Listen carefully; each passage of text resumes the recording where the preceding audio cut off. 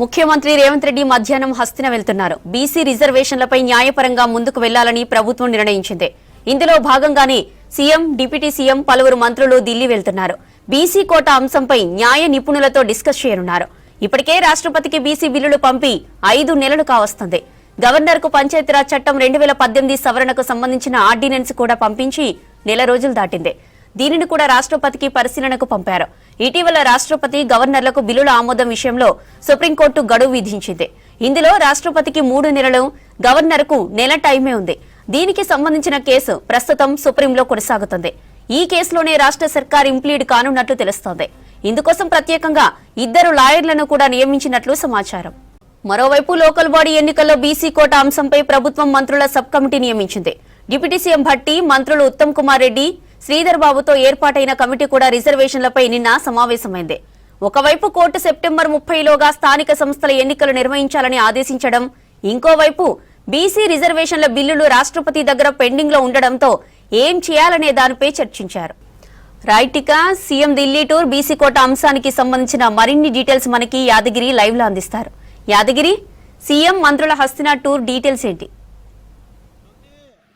మంత్రివర్గ ఉపసంఘంతో పాటు సీఎం రేవంత్ రెడ్డి ఇవాళ ఢిల్లీ టూరు ప్రధాన ఎజెండా బీసీలకు సంబంధించినటువంటి రిజర్వేషన్ల అమలుకు సంబంధించి దాని మీద న్యాయ నిపుణుల సలహాలు తీసుకుని దాన్ని ఎట్లా ముందుకెళ్ళాలి అనే అంశం మీదనే ఇవాళ ప్రధానంగా ఈ టూర్ ఉంది. అయితే ఇందులో ఇవాళ పలువురు మంత్రులు, సీఎం రేవంత్ రెడ్డి, తర్వాత deputy CM Bhatti Vikramarka, so వీళ్ళందరూ కూడా ఢిల్లీ వెళ్తున్నారు.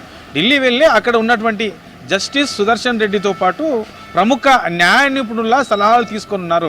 42% రిజర్వేషన్లకు సంబంధించిన దాంట్లో ఇప్పటికే ప్రత్యేకంగా బీసీలకు సంబంధించినటువంటి హామీలో భాగంగా ఇప్పటికే 2 బిల్లులు అసెంబ్లీలో ఆమోదం తెలిపి దాని తర్వాత అది రాజ్భవన్ పంపి రాజ్భవన్ నుంచి గవర్నర్ నుంచి రాష్ట్రపతికి చేరింది. సో బీసీలకు సంబంధించి ఈ 2 బిల్లులు దాదాపు రాష్ట్రపతి దగ్గరనే 5 నెలలుగా పెండింగ్లో ఉన్నాయి. ఆ తర్వాత ఇక 2018లో తీసుకొచ్చినటువంటి పంచాయతీరాజ్ చట్టానికి సంబంధించిన కూడా దాంట్లో కొన్ని సవరణలు చేస్తూ ఒక ప్రత్యేక ఆర్డినెన్స్ కూడా మళ్ళీ ప్రభుత్వం క్యాబినెట్లో ఆమోదం తెలిపిన తర్వాత దాన్ని మళ్ళీ గవర్నర్కు పంపారు.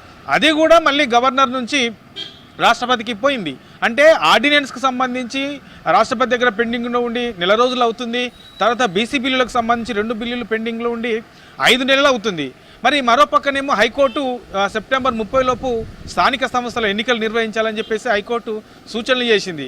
మరి హైకోర్టు చెప్పిన దాని ప్రకారం సెప్టెంబర్ 30లోపు ఎన్నికలకు వెళ్ళాలంటే బీసీలకు ఇచ్చినటువంటి హామీ ఏదైతే ఉందో బీసీలకు 42% రిజర్వేషన్లు కల్పిస్తామని చెప్పేసి ప్రభుత్వం ఏదైతే చెప్పిందో ఆ చెప్పిన మాట ప్రకారమే అదే హామీని అమలు చేస్తూ స్థానిక సంస్థలకు ఎన్నికలు వెళ్ళాలని చెప్పేసి ప్రభుత్వం భావిస్తుంది. కాబట్టి ఆ దానికి సంబంధించి ఎక్కడెక్కడైతే దీనికి సంబంధించినటువంటి అనుకూలమైనటువంటి వాతావరణాలు ఉంటాయో, ఎక్కడ దీనికి సంబంధించినటువంటి నిపుణుల సలహాలు తీసుకోవాల్సి ఉంటుందో, సో అవన్నీ కూడా ప్రభుత్వం చేపడుతున్నది. ఇప్పటికే ఢిల్లీ వెళ్ళారు, తర్వాత కేంద్ర ప్రభుత్వం మీద ఒత్తిడి తీసుకొచ్చారు, రాష్ట్రపతిని మరోసారి కలిసే ప్రయత్నం చేశారు ఈ బిల్లులు పాసు చేయాలని. సో ఇవన్నీ కూడా ప్రయత్నాలు చేశారు. కానీ ఇప్పటి వరకు దాని మీద ఎలాంటి స్పష్టత లేకపోవడంతో ఇక 2 రోజుల క్రితం జరిగినటువంటి పిఎస్సి సమావేశంలో ఎట్లా ముందుకెళ్ళాలి ఏంటి అనే దాని మీద మరి న్యాయ నిపుణుల సలహాలు తీసుకొని న్యాయ నిపుణుల సలహాల ప్రకారము ఈ స్థానిక సంస్థల ఎన్నికలకు వెళ్ళాలని చెప్పేసి ప్రభుత్వం భావిస్తుంది. అందులో భాగంగానే ప్రత్యేకంగా దీని మీద ఈ బీసీల సంబంధించినటువంటి అంశంలో రిజర్వేషన్ల అమలుకు సంబంధించి పెండింగ్లో ఉన్నటువంటి బిల్లులకు సంబంధించిన దాంట్లో ప్రత్యేకంగా మంత్రివర్గ ఉపసంఘాన్ని ప్రభుత్వం నిర్ణయించింది. సో ఈ మంత్రివర్గ ఉపసంఘం కూడా నిన్న ప్రజాభవన్లో ప్రత్యేకంగా సమావేశమైంది. ఈ సమావేశంలో 42% రిజర్వేషన్ల విషయంలో ఎట్లా ముందుకెళ్తే బాగుంటుంది, రాష్ట్రపతి దగ్గర ఉన్నటువంటి పెండింగ్ బిల్స్లు కాకుండా ప్రత్యామ్నాయంగా ఒకవేళ పార్టీ పరంగా పోతే ఎట్లా ఉంటుంది, న్యాయపరమైన చిక్కులు వచ్చే అవకాశం ఏమన్నా ఉంటుందా, సెప్టెంబర్ 30లోపు స్థానిక సంస్థల హైకోర్టు ఆదేశాల ప్రకారం స్థానిక సంస్థల ఎన్నికలు నిర్వహించాలంటే మరి ఈ ఎట్లా ముందుకెళ్తే బాగుంటుంది అనే దాని మీద న్యాయ నిపుణుల సలహాలు తీసుకొని పనిలో ఈ మంత్రివర్గ ఉపసంఘం అంటే అందులో భాగంగానే ఇవాళ ఢిల్లీ వెళ్తున్నారు. కాబట్టి ఆ న్యాయ నిపుణుల సలహాలు ఇచ్చిన తర్వాత మళ్ళీ ఈ హైదరాబాద్ వచ్చిన తర్వాత 27లోపు ఈ మంత్రివర్గ ఉపసంఘంకి ఏదైతే ఈ 42% రిజర్వేషన్ల బాధ్యతను అప్పచెప్పారో న్యాయ నిపుణుల సలహాలు తీసుకున్న తర్వాత ప్రత్యేకంగా 27 లోపు దీని మీద ప్రత్యేకంగా ఒక రిపోర్ట్ తయారు చేసి ఆ రిపోర్ట్ను క్యాబినెట్కు మంత్రివర్గకు ఇస్తారు, ప్రభుత్వానికి ఇస్తారు. ఆ తర్వాత ప్రభుత్వానికి ఇచ్చిన తర్వాత మరోసారి ప్రత్యేకంగా దీని మీద 28న సమావేశం ప్రభుత్వం కాబోతుంది.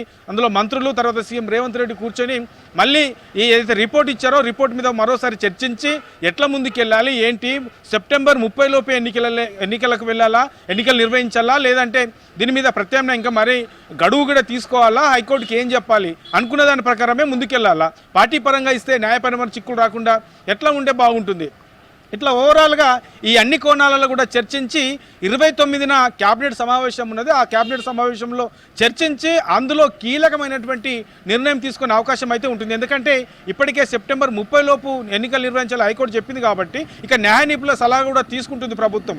ఆ తీసుకున్న తర్వాత సెప్టెంబర్ 30 లోపు ఎన్నికల లేదంటే మరికొన్ని రోజులు గడువు అడిగే అవకాశం ఉంటుందా, ప్రభుత్వం ఏం చేయబోతుంది అనే దాని మీద ఈ నెల 29న దీని మీద క్యాబినెట్లో చర్చించి దాని మీద ఒక నిర్ణయం తీసుకునే అవకాశం అయితే ఉంటుంది జ్యోతి.